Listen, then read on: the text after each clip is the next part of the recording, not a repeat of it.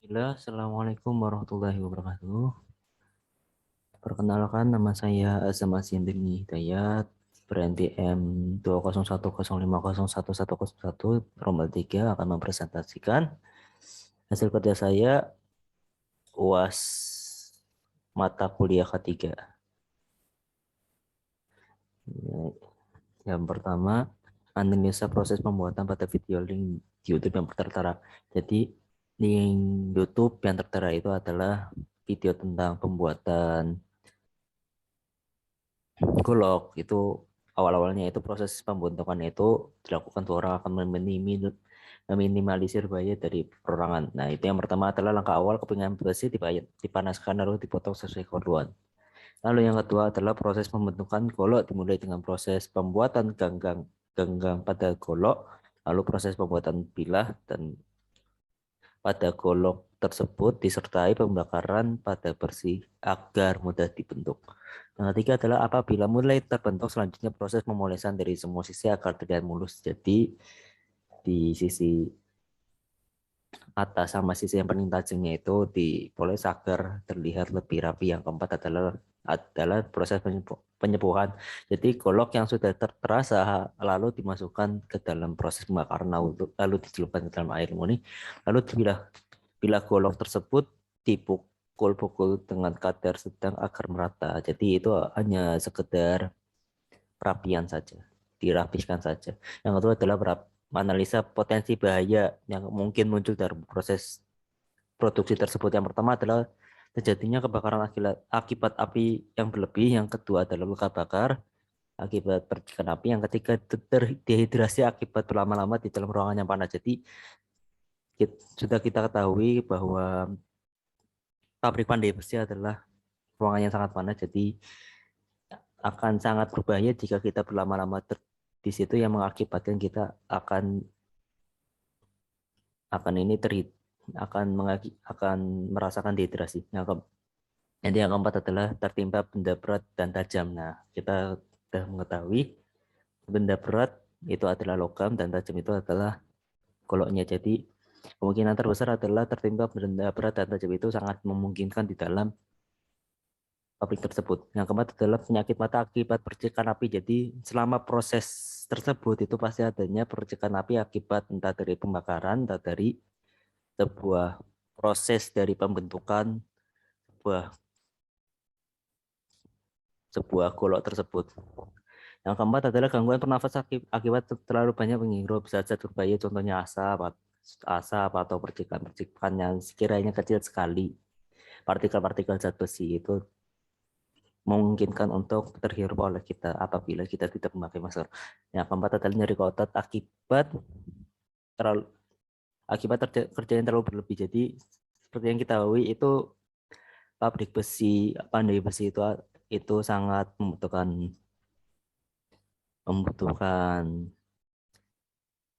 energi yang lebih. Jadi nyeri otot akibat terlalu berlebih itu sangat memungkinkan. Yang kelima adalah penyakit telinga akibat bunyi keras dari pembuatan golok, sangat memungkinkan sekali.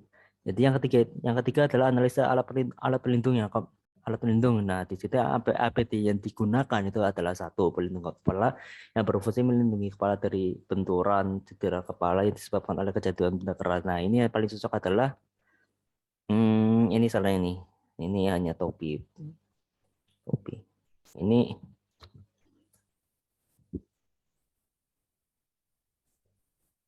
topi. Ya. Yang kedua adalah alat pelindung mata dan muka. Alat ini berfungsi melindungi mata dan muka dari bahaya percikan api saat proses pengolahan. Alat pelindung mata dan muka yang cocok digunakan adalah kacamata, sedangkan alat pelindung muka adalah tameng muka yang disebut face shield. Yang ketiga adalah alat pelindung saluran pernafasan itu yang jadi berfungsi untuk melindungi organ pernafasan yang tadi saya sebutkan, penyakit penyakit penyakit penyakit pernafasan akibat terlalu banyaknya menghirup zat-zat berbahaya. Nah, itu biasanya itu menggunakan sebuah masker. Yang keempat adalah alat pelindung tangan yang terbuat dari alat pelindung tangan berupa sarung tangan, yaitu salah satu salah satu jenis APT yang berfungsi sebagai pelindung dari percikan api yang dihasilkan oleh pembuatan golok. Yang kelima adalah alat pelindung kaki, yaitu untuk menghindari terjadinya benturan kaki yang disebabkan entah ya disebabkan karena benda keras, benda tajam, dan fungsi tersebut dan alat pelindung kaki tersebut berfungsi mencegah terpeleset karena permukaan lantai yang licin. Yang kelima adalah pakaian pelindung. Jadi pakaian pelindung itu untuk melindungi tubuh. Biasanya alat pelindung ini ya secara sederhananya memakai lengan panjang dan celana panjang yang sekiranya berbahannya itu tidak terlalu tebal dan tidak terlalu tipis karena sudah kita ketahui ruangan tersebut sangatlah panas. Jadi selanjutnya menggunakan alat perantara antara batang besi dan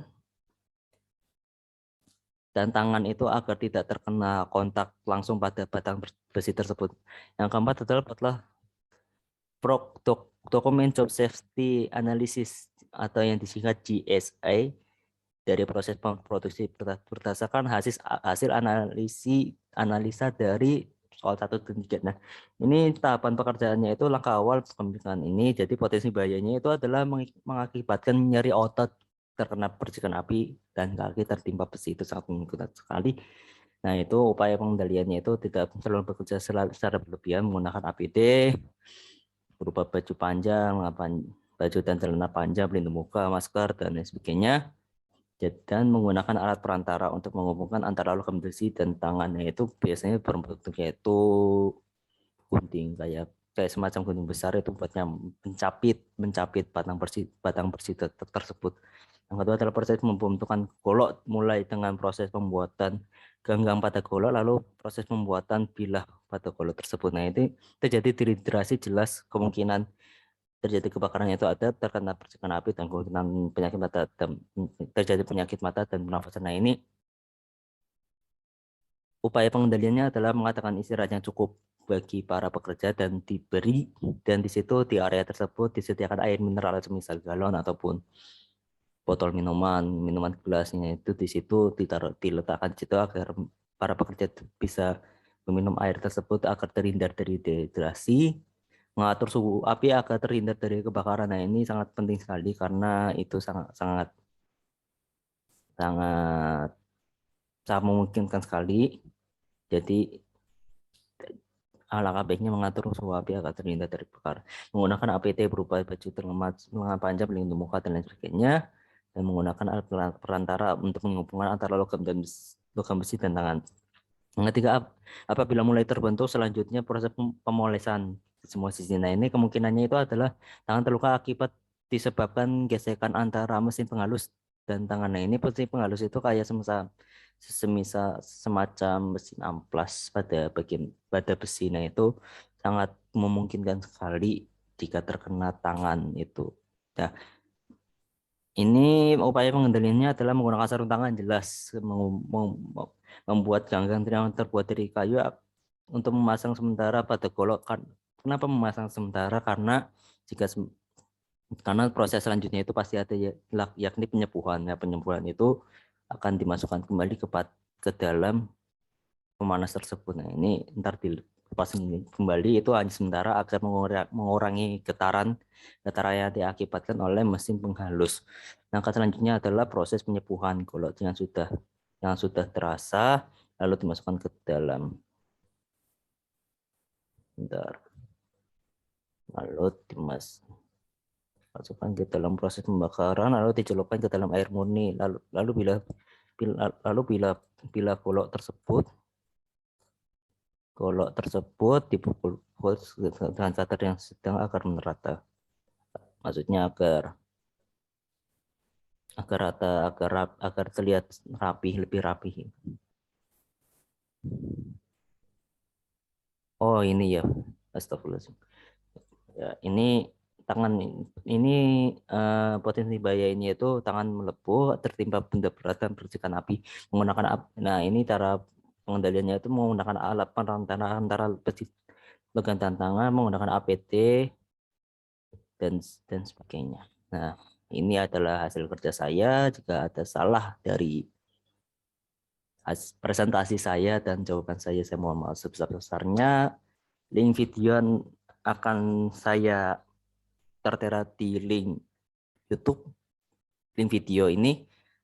Dan terima kasih sebesar-besarnya. Wassalamualaikum warahmatullahi wabarakatuh.